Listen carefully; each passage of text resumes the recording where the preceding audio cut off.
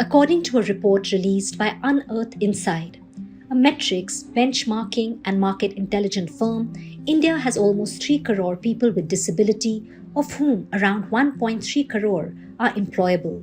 But only 34 lakh have been employed across organized, unorganized sectors, government-led schemes, or are self-employed, reveals UnearthInsight's report titled Unused Potential of India's People with Disability Workforce.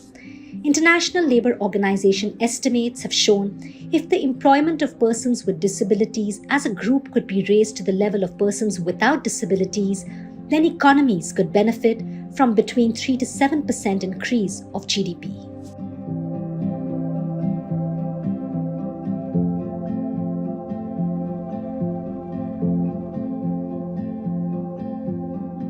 The study covered the entire landscape of PWD talent in India, right? Those who are above the age of 18 to 19 and those who could be potentially employed across banking to FMCG to retail to technology, and again BPO, and under technology we also looked at product versus services split. That was the intent of the study, was purely to understand the overall gamut of talent available there and how can we help companies find ready to deploy talent.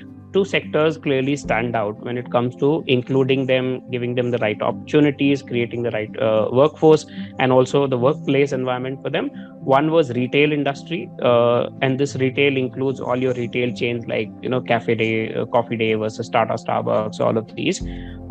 They today employ in the organized job sector close to over 15,000 plus people, right? Who are different categories of disabilities. The second comes your technology industry. Now, technology industry again includes your BPO related jobs as well.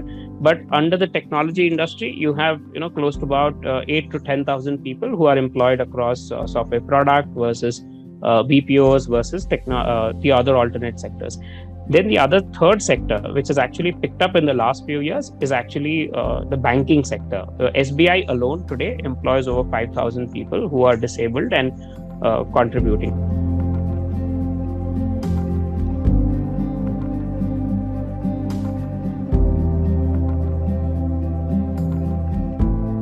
We have about close to 3 crore PWD talent. Now, when we include them in our workforce, obviously you understand that there's a potential GDP impact of anywhere between 0.15 to 0.25% on the GDP, because there are different skilled people who get into the industry. There could be somebody who's running his own business, which the government is encouraging today and giving them subsidies and giving them opportunities, or they could be somebody employed with an SAP or a Microsoft, and they also earn a living for themselves and also contribute back to the society in terms of the taxes that they pay. It's extremely important to include them, A, from the top line perspective, as we call it in the corporate world, which is your GDP, and B, from the diversity that they bring in terms of the knowledge and in terms of the contribution that they can do.